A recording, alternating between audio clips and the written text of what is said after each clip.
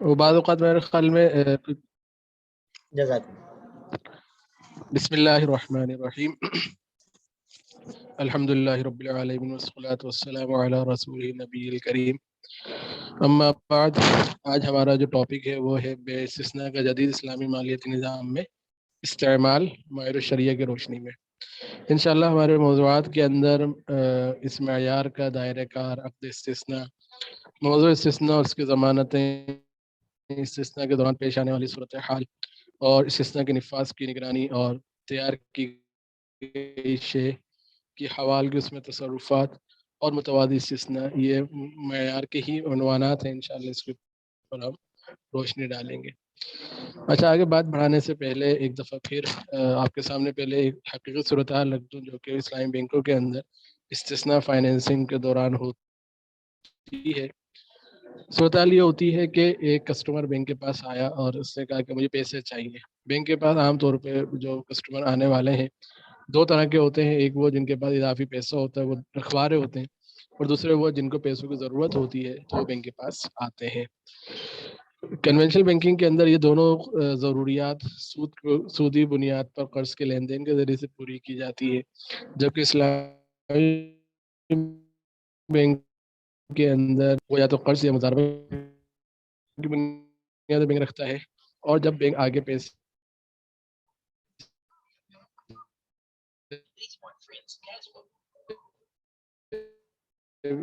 دے رہا ہوتا ہے، یعنی کسٹمر کو بینک پیسوں کی ضرورت ہے اور بینک پیسہ مختلف طریقہ جس میں کرایہ داری کا طریقہ ہے، اسی طریقے سے اس میں اجارت اپنے کرایہ داری کے علاوہ خرید و فروخت کا طریقہ ہے یا شرط کو پورا کرتا ہے.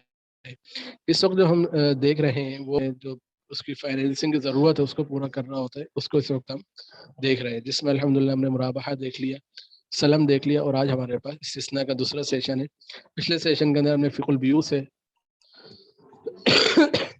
استثناء کے حوالے سے بات چیت کی تھی، اور آج کے سیشن کے اندر ہم استثناء معیار الشریعہ کے ذریعے سے آپ کے سامنے بیان کر رہے ہیں. استثناء میں ہوتا ہے کسٹمر آیا، بینک سے کہا کہ پیسوں کی ضرورت ہے، بینک اس سے پوچھتا ہے کہ یار ٹھیک ہے میں پیسے دینے کے لیے تیار ہوں، لیکن یہ بتاؤ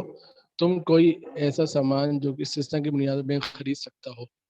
وہ بناتے ہو، کوئی بناتے ہو، کوئی یعنی بنانے والے ہو، تو مینوفیکچرر وغیرہ ہو تو وہ بتاؤ. مثال کے طور پر آنے والا جو ہے وہ شوگر مل سے، شوگر مل نے کہا ہاں میرا تو ہے ہی فیکٹری اور میں چینی بناتا ہوں، تو بینک اس سے کہتا ہے ٹھیک ہے تو میں ہم پیسے دینے کے لیے تیار ہے. تو بینک کی جو دیگر سمجھیں کہ قوائف ہیں وہ بینک اس کو لے لیتا ہے، اور اس کی جو منظوریاں ہیں وہ لے لیتا ہے. اس کے بعد پھر بینک اس سے کہتا ہے کہ ہم آپس میں ایک باہمی یادداشت پہ معاہدہ سائن کر لیتے ہیں، اور اس کو ماسٹر استثناء ایگریمنٹ عام طور پہ کہا جاتا ہے، یا مین ماسٹر ہی کہا جاتا ہے، جس میں بینک آپس اور کسٹمر آپس میں یہ بات طے کر لیتے ہیں کہ وقتاً فوقتاً بینک کسٹمر سے استثناء کی بنیاد پر مال خریدتا رہے گا، اور اس میں جب بھی کسٹمر کو ضرورت ہوگی پیسوں کی تو بینک کے پاس آئے گا، اور بینک کسٹمر سے کہے گا کہ تم جو ہے مال مجھے بھیج دو. اب اس میں بینک کمانا بھی ہے، لہٰذا بینک کسٹمر سے مال خریدتا ہے، وہ سمجھے کہ مارکیٹ سے کم قیمت پر خریدتا ہے، ڈسکاؤنٹڈ پرائس پہ خریدتا ہے. سال کے طور پر اگر آج کل چینی 130 روپے کلو ہے تو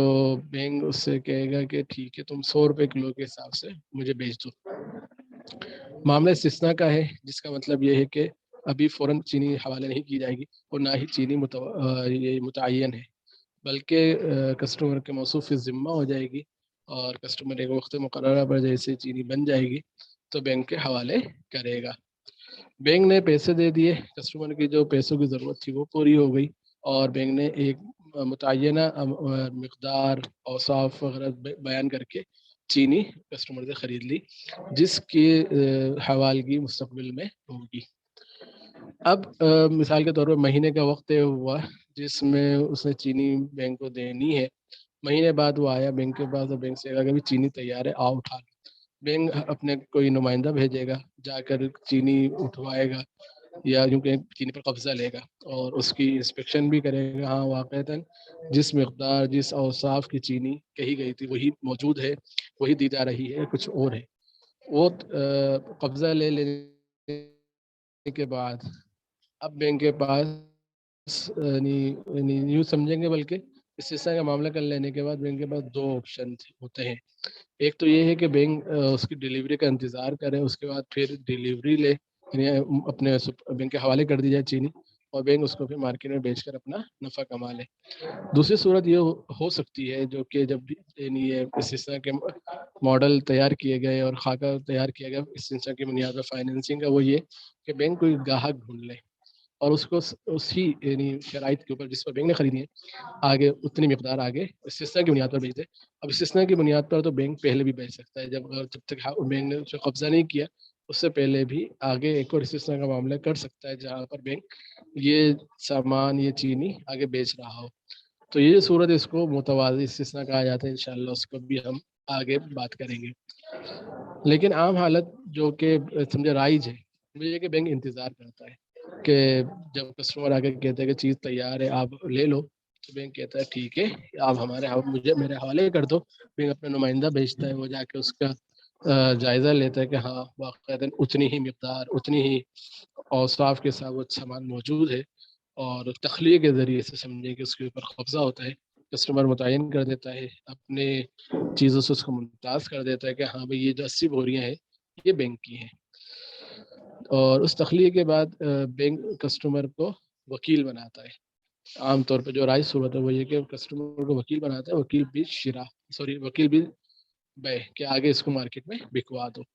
تو اب آگے جو کسٹمر کام کر رہا ہے وہ بینک کے وکیل کے طور پر، اب ٹھیک ہے اس کے قبضے میں وہ مال موجود ہے لیکن اب وہ اس کا نہیں ہے بلکہ بینک کا ہے.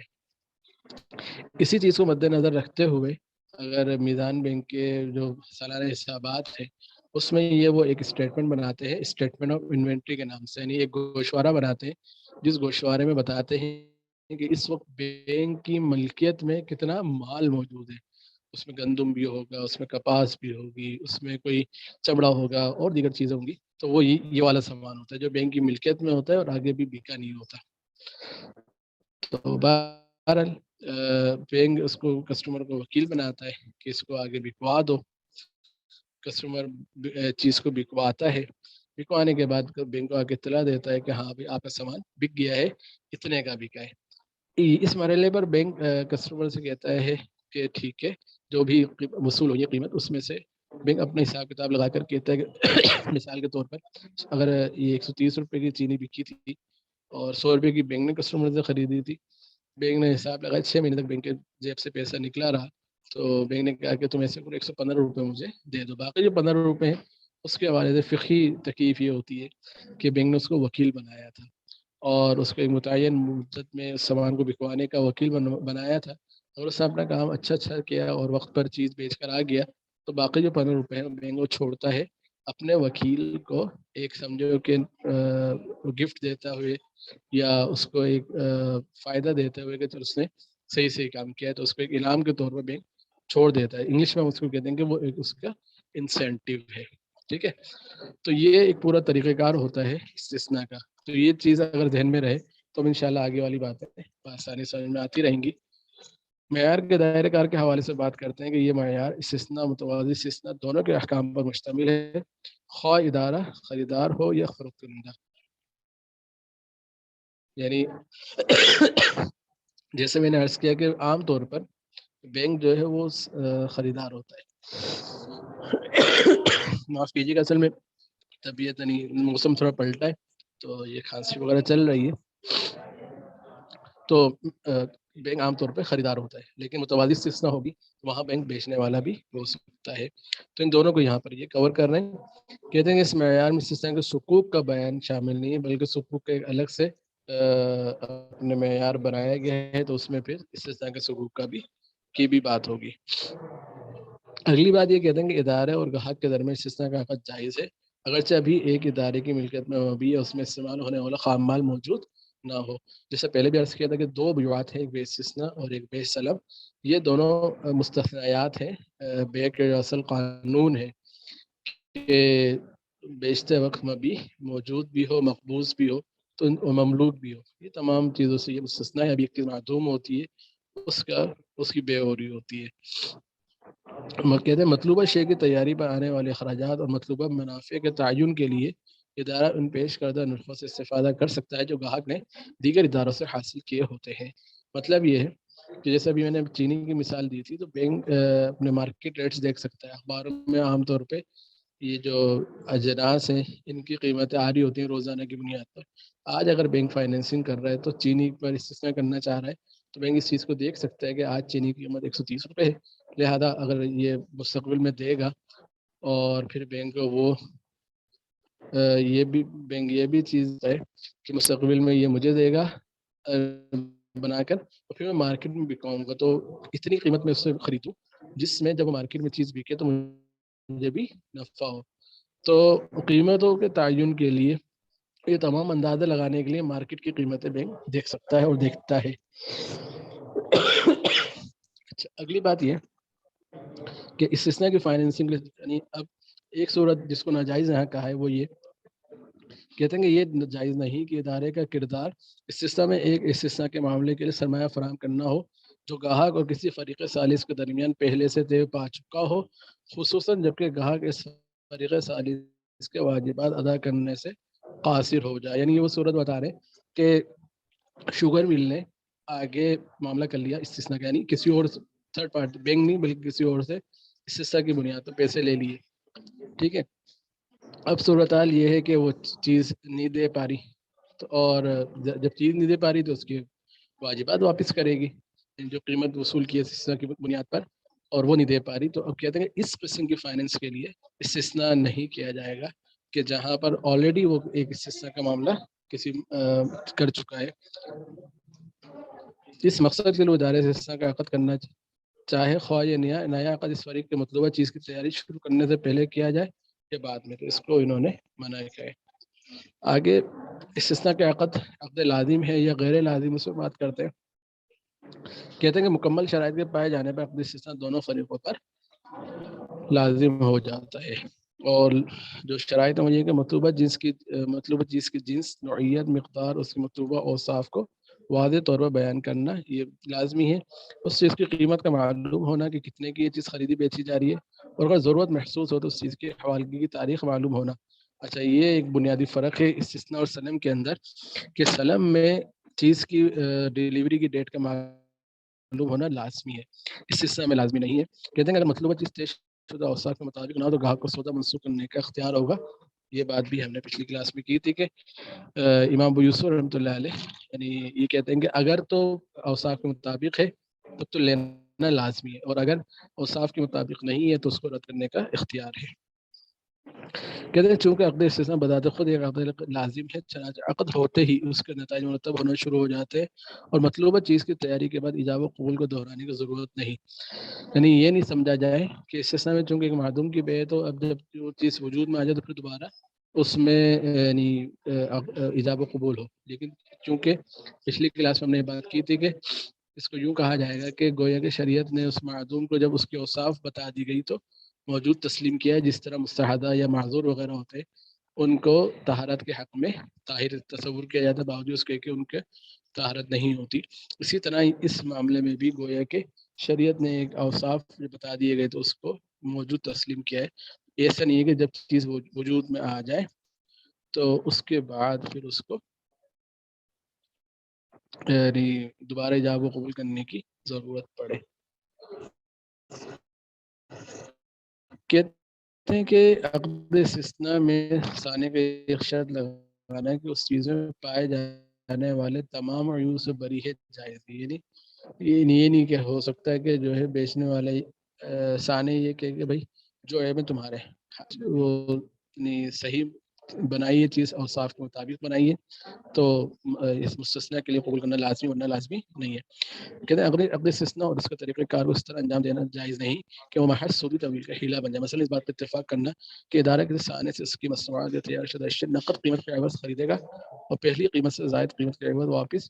یعنی یہ بے عینہ کی صورت کہہ رہے ہیں کہ بے عینہ کی صورت کرنا اس میں جائز نہیں ہوگی کہ پہلے ثمن کے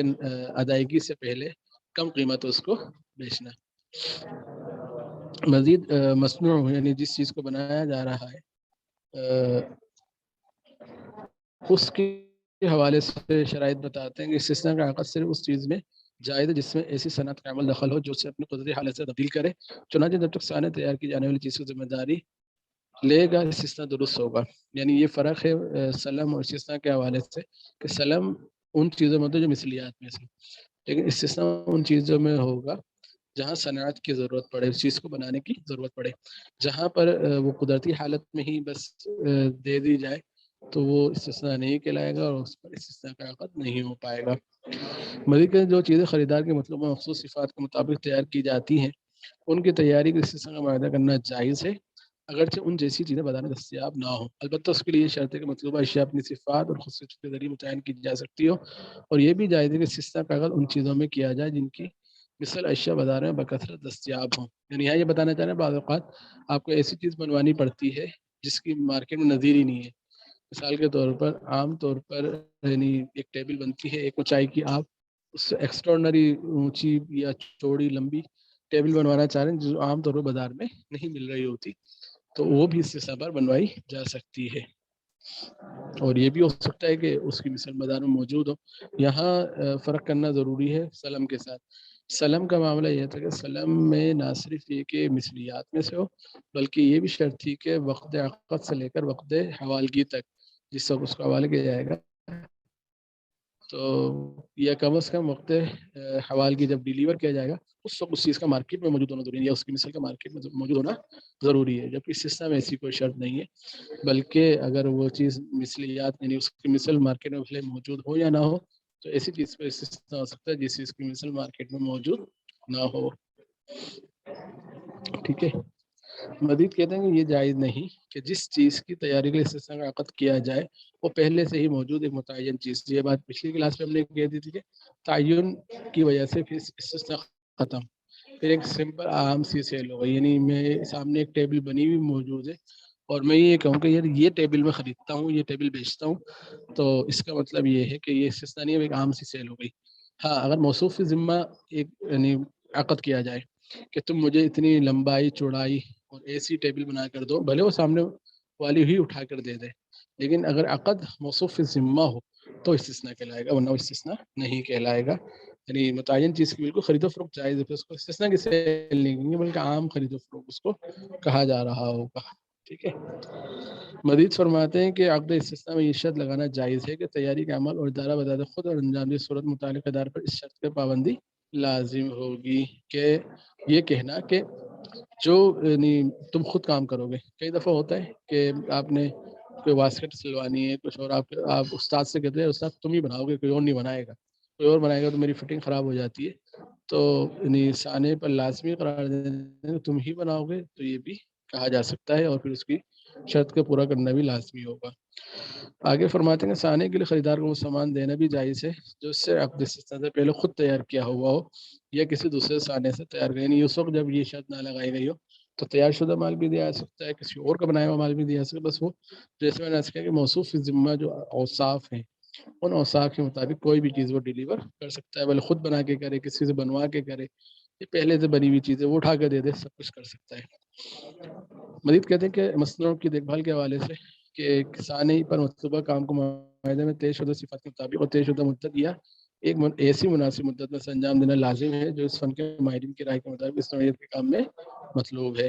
یہ جائز ہے کہ ثانیہ ایک طے شدہ متعین مدت اس مقصد کے لیے طے کی جائے کہ اس دوران مطلوبہ چیزیں صنعت مینوفیکچرنگ کے حوالے سے کوئی خرابی ظاہر ہوئی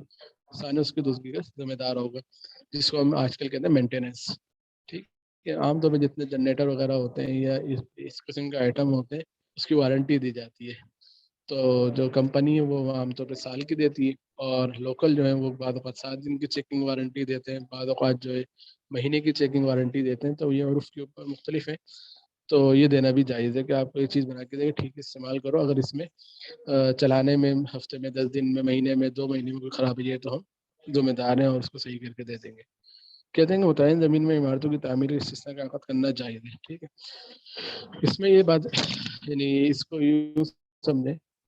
میرے پاس ایک پلاٹ 120 گز کا میں نقشہ بنوایا. اب اس کے بعد میں نے ٹھیکیدار سے بات کی، ٹھیکیدار نے میرے سے یہ بات کہی کہ دیکھو مال بھی میرا ہوگا اور بنا کے بھی میں دوں گا تو یہ استثناء. لیکن اگر میں نے پلٹ کے کہا نہیں مال میرا ہوگا بناؤ تم تو پھر یہ ہو جائے گا اجارہ. تو یہ معاملہ بھی شرعاً درست ہے. آگے فرماتے ہیں کہ عقد استثناء کے انعقاد کے وقت طے شدہ قیمت کا معلوم ہونا ضروری ہے. ٹھیک ہے, یعنی قیمت کا معلوم ہے شے کی صورت میں, اور ایک متعین گنجائش ہے کہ وہ کوئی مثلیات میں سے ہو, سامان کی صورت میں,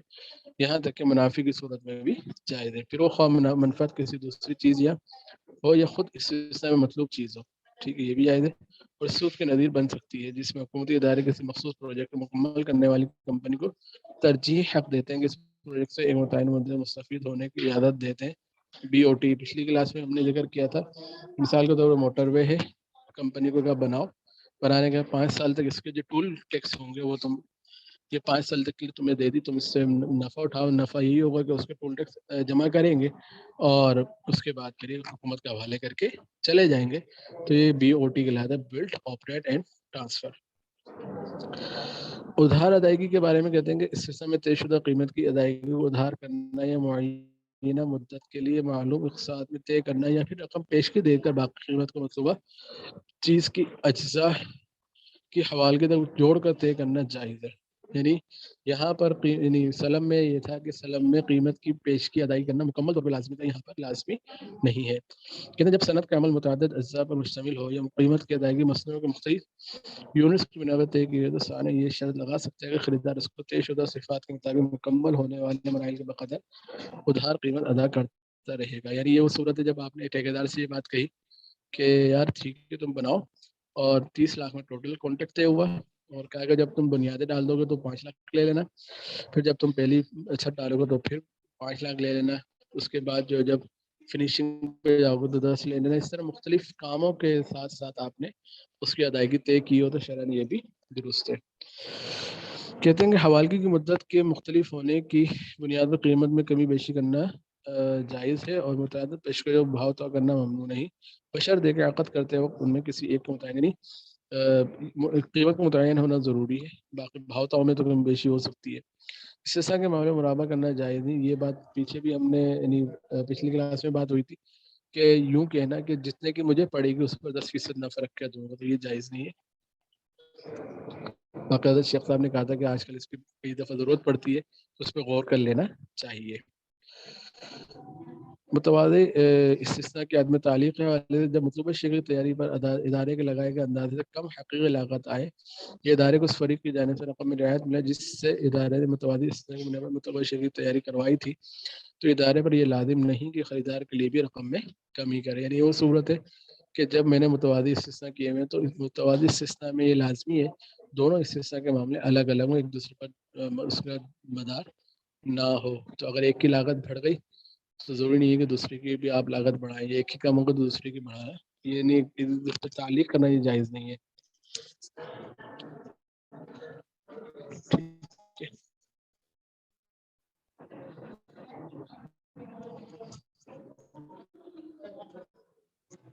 مزید کہتے ہیں استثناء میں عربون, تو کہتے ہیں مولک پختہ کرنے کی غرض سے ادارے کے لیے جائز ہے کہ ثانی کی حیثیت سے عربون یعنی بیانہ کا مطالبہ کرے یا خریدار کی حیثیت سے عربون کی ادائیگی کرے. بہین طور کہ اگر عقد فسخ نہ کیا گیا تو یہ عربون طے شدہ قیمت ایک حصہ شمار ہوگا, یا معاملے کے فسخ کے صورت میں ثانی کو عربون کا مالک شمار ہوگا. البتہ بہتر یہ کہ ثانی صرف حقیقی نقصان کی وصولی پر اکتفا کرے. یہاں انہوں نے اس بات کی گنجائش دے دی کہ اگر بیانہ دیا گیا, عربون کا مطلب بیان ہے, یعنی چیز بنوائی اور شروع میں کچھ پیسے دیے کہ جب یہ چیز ڈیلیور ہو جائے گی تو یہ پیسے دیے گئے ہیں یہ اس قیمت کا حصہ بن جائے گی. اور اگر عقد فسخ کیا تو فسخ کی صورت میں ثانی اس عربون کا مالک شمار ہوگا, یعنی واپس نہیں کرے گا. اور لیکن بہتر انہوں نے کہا کہ بہتر یہ کہ صرف حقیقی نقصان وہ یعنی اس میں سے کاٹ لے باقی واپس کرتے. عام طور پہ دارالفتا سے فتویٰ جاتا ہے وہ یہ کہ یہ بیانہ ضبط کرنا ہے, بیانہ روک لینا شرعاً جائز نہیں ہے, اور اگر واقعتاً کوئی حقیقی نقصان ہوا ہے تو وہ پورا کر لیا. لیکن یہاں پر جو معاہر ہیں انہوں نے اس بات کی گنجائش دی ہے کہ یہ ممکن ہے کہ جو ہے بیانہ رکھا جا سکے, لیکن ساتھ میں یہ بات فرما دی کہ بہتر یہ ہے ثانی صرف حقیقی نقصان کی وصولی پہ اکتفا کرے. آگے بات کرتے ہیں استثناء میں ضمانات کی, تو کہتے ہیں استثناء کے معاملے میں ادارہ خود بطور ثانی کام کرے یا بطور خریدار اس کے لیے ان ضمانوں کو مطالبہ کرنا جائز ہے جنہیں وہ ثانی یا خریدار سے اپنے حقوق اصول معاون سمجھے. یعنی ضمانت وغیرہ اس طرح ادارہ جب بطور خریدار کام کرے اس کے لیے ثانیہ کی مطلوبہ ضمانتوں کی ادائیگی کرنا جائز ہے، خواہ ضمانتیں گروی کی صورت میں ہوں، اکاؤنٹ کی صورت میں ہوں، وغیرہ وغیرہ۔ یعنی رہن کی بات کریں گے، رہن رکھوانا، کیونکہ جب میں نے ایک بندے کو ادائیگی کر دی اور وہ مجھے چیز حوالے کرے گا تو اس کے سمجھے ذمہ ایک دین کی کیفیت ہے، تو وہ پھر بینک اس سے کوئی ضمانت مانگ سکتا ہے، کیا واقعتاً تم یہ چیز مجھے حوالے کر دو گے۔ اب کہتے ہیں مصنوع میں ترمیم و اضافہ کہ اس سے عقد ہو جانے کے بعد صانع اور خریدار کے لیے مطلوبہ شے کی طے شدہ صفات میں ترمیم یا اضافہ کرنا جائز ہے۔ اس کے ساتھ اس تبدیلی کی وجہ سے طے شدہ قیمت میں کمی بیشی کرنا اور معاملے کے نفاذ کی طے شدہ مدت میں مہلت دینا بھی جائز ہے۔ اب یہ بات اگر آپ کو یاد ہو، سلم میں جائز نہیں تھی،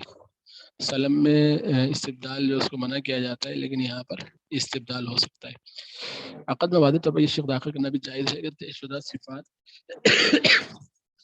میں ترمیم اضافے کے عوض ماہرین کی رائے عرف کے مطابق یا کسی ایسے معلوم اشاریے کے مطابق کمی بیشی کی جائے گی جو جھگڑے کا سبب بننے والے لا علمی کا خاتمہ کرتی ہو۔ یعنی یہ ڈالا جا سکتا ہے، مثال کے طور پر ابھی کوئی پروجیکٹ جس میں پیٹرول بہت استعمال ہونا ہے، جنریٹر کا استعمال ہے تو پیٹرول کا استعمال ہے، وہاں آپ یہ کہو کہ یار اب اس میں جو بھی خرچہ وغیرہ آئے گا تو اب اس میں یعنی پیٹرول کے قیمت کے ساتھ ساتھ ہم اپنی قیمت بڑھایا کم کر دیں گے تو شرعاً اس کی گنجائش ہے۔ کہتے ہیں مدت بڑھا کر قیمت بڑھانا، کہتے ہیں خریدار کے لیے ثانیہ کو اس کی رضامندی کے بغیر مطلوبہ شے کی طے شدہ صفات میں ترمیم اضافہ کرنا پابند بنانا جائز نہیں۔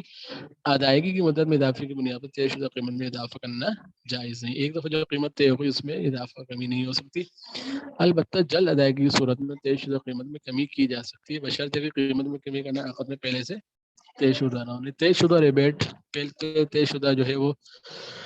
یعنی قیمت میں کمی کرنا یہ شرعاً جائز نہیں ہوگا کہ پھر وہ یعنی تعجل والا معاملہ ہو جائے گا، اور پہلے سے طے شدہ ہے تو پھر اس میں ایک شبہ ربا آ جائے گا۔ کہتے ہیں سالس کے ذریعے قیمت میں تبدیلی، کہتے ہیں جب اس طرح کی ہنگامی صورتحال پیش آ جائے کہ طے شدہ قیمت میں کمی یا اضافے ضروری ہو جائے، جیسے آج کل میں سمجھتا ہوں کافی ہنگامی صورتحال ہے، پیٹرول کی قیمت وغیرہ مسلسل بڑھ رہی ہے،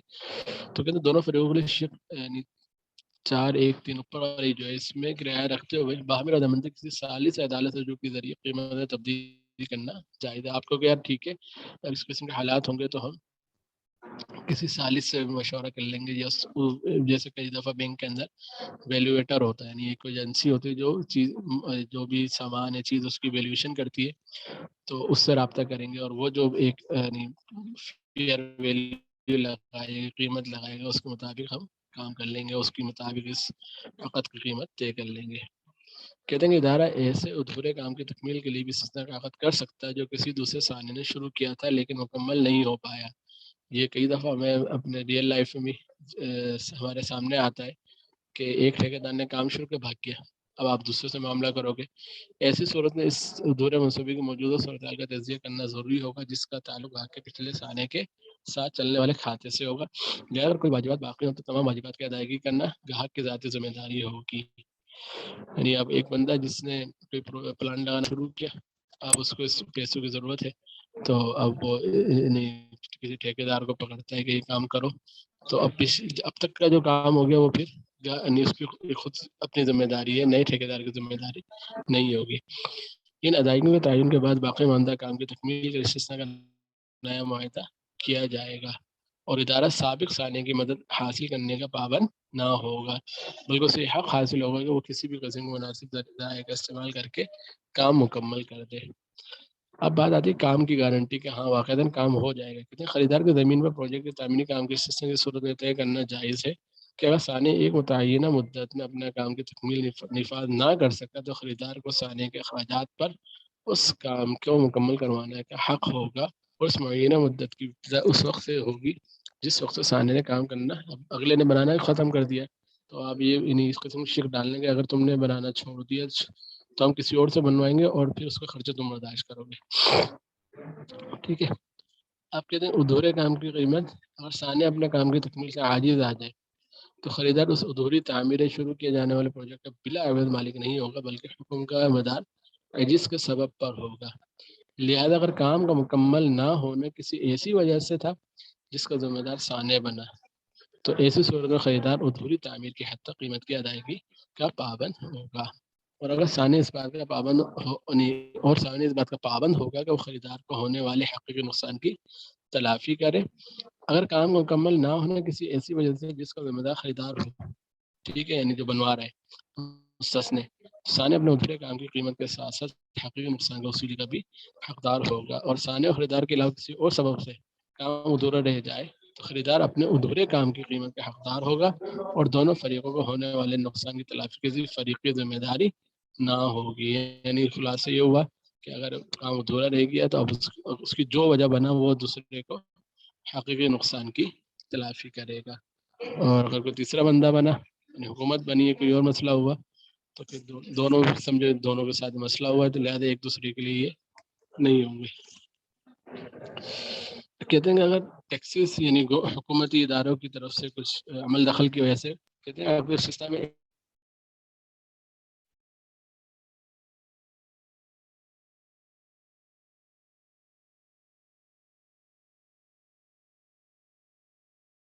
رومان بھائی